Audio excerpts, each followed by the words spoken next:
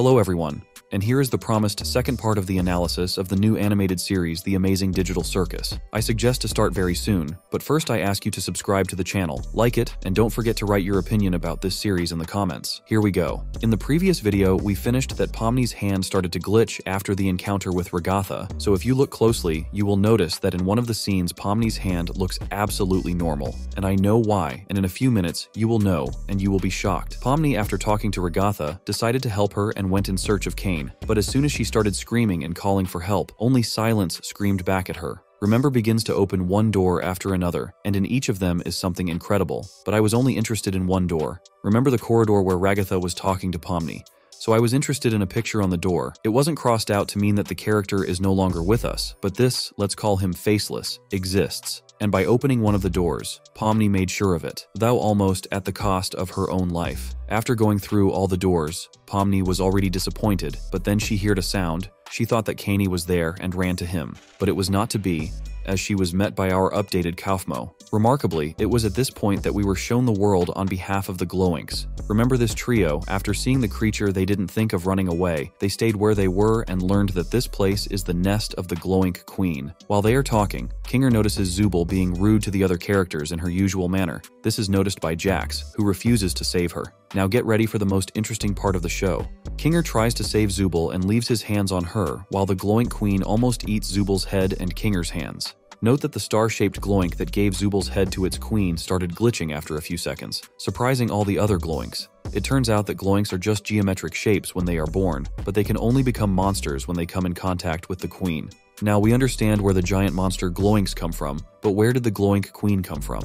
If you have a guess, post it in the comments. It will be very interesting to read. Then we move to the surface, where Pomni escapes from Kaufmo, and the moment with the mirror is very important, because just look at our Pomni, she really can't believe what she has become and where she has arrived. She was just playing with VR glasses. Take a closer look at the moment with the red toy monkeys that Pomni accidentally released. Kaufmo didn't realize that they were toys until the last second, which means that the intelligence of these monsters is much lower than that of our heroes, and that can't be helped. Remember, in the last video, I talked several times about the door that only Pomni can see. I asked you to memorize it, and now comes one of the most important moments of the series. After some thought, Pomni opens this door and goes into some office, but the scary thing is that as time goes on, Pomni realizes that he is infinite as he opens door after door. While Pomni is trying to figure something out, Kaufmo has chosen his target, a red Glowink. Perhaps this is a reference to the Spanish corrida, in which the bull, like Kaufmo, reacts with particular ferocity to the color red. At the same moment, the Glowink Queen begins to scold her subordinates and talk about her plans to take over the entire digital circus. But at that very moment, the enraged Kaufmo falls on her back.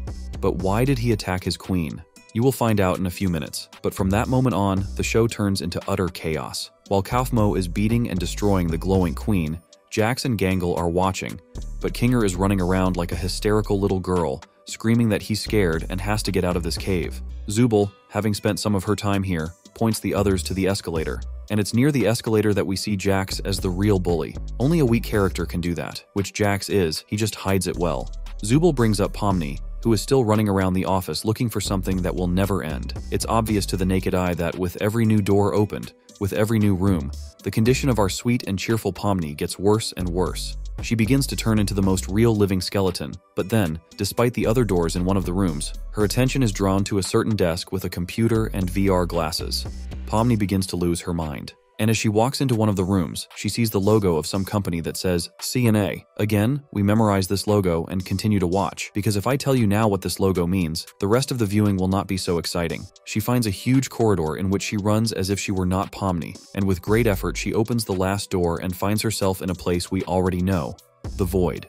Thanks to this, we learned what the Void is. Being in it, the character is frozen for a while and can't even move, simply being carried away in an unknown direction by gravitational forces. While everyone is in a state of complete terror, our circus administrator Kane is sitting in a restaurant with his friend, planning a delicious dinner. Notice that he is surrounded by the same creatures I told you about at the beginning of the video. I feel it is necessary to make a video about this category of characters because they really creep me out in a way. So, Kane and Bubble were having a nice chat when a notification came up on Wacky Watch that something was going wrong, and just a few seconds later, the radar spotted someone in a void. Kane dropped everything he was doing and went to save our Pomni, who was in a state of anabiosis, and another few minutes or hours, and the void would have consumed him. but Kane made it in time. But note that even after Kane teleported Pomni to the amazing digital circus, she still couldn't regain consciousness for a while. But Kane was more interested in why there was such a mess. Our trio of Zooble-headed wonders approached them and said, "Kaufmo abstracted." These words really caused surprise and a little horror in Kane's eyes. But I don't think it's that simple. Notice the fake emotion he used to show those emotions I mentioned earlier. I think he knew before all the other characters knew. He just didn't tell anyone. Also in that moment, we saw the true power of Kane, as he so easily moved Kaufmo around the area and then dropped him into the so-called basement, which is full of monsters just like Kaufmo. They may have all lived in this circus at one time, and they are exactly the characters whose images we saw, but they have been crossed out. After a short speech, Kane announces that everyone has successfully completed the task and will be rewarded with a magical feast. Pomni obviously wants to refuse to participate. After that, the camera slowly starts to move away, and we first see a circus, then a void, and then the void expands more and more until it hits the monitor screen that Pomni has already seen once in the Endless Office. It's also worth mentioning that before the whole celebration, Kane told everyone that they would all like to have some kind of door to exit through, but he hasn't finished this project yet, so he won't show it, and also mentioned that if they go through some unknown door, the void will be waiting for them. But somehow it seems to me that all this was said on purpose, so that in case of what happened, no one would dare to try to escape. Remember I told you to memorize the company logo that says C and A? That may have been the biggest clue in the show all along. This labyrinth was a sort of middle ground between the real world and the virtual world. You can tell by the computer, which looks exactly like the one Pomni apparently played on before entering this amazing digital circus.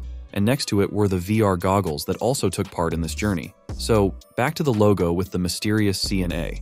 I think many of you have realized that the letter C is the first letter of the name Kane, which means that the letter A is also an abbreviation of a name. Let's listen closer, because this clue will tell us Pomni's real name. C and A is a reference to two biblical characters, Cain and Abel. So far, it seems clear, but why? Because the names of the biblical character Cain and our administrator are almost identical. But what does Pomni have to do with it? In short, I am sure that Pomni is the same administrator as Cain. Maybe I will make a whole issue about it and prove to you literally frame by frame my version. But first, let's find out Pomni's name. With Cain, we've sorted it out, and that leaves Abel. But Abel is a man, and Pomni is a girl. So we get the real name, Abelin. Let me give you an example of one of the facts that Pomni, we are still more familiar with it than Abelin, is the administrator of an amazing digital circus. For example, I will look at the very hand that stopped glitching at a certain point. I asked you to remember that. So when Ragatha told Pomni that she needed Cain to heal her, at the same moment Pomni's arm stopped glitching. I mean, what's the big deal? But if you think about it, you can easily see a pattern. As soon as Ragatha said that Cain could fix it, Pomni thought that she could be healed, so her arm healed, but as soon as she stopped thinking about it, it went right back to normal. If you want to know more and more about the amazing digital circus, let me know, and I will say goodbye to you all.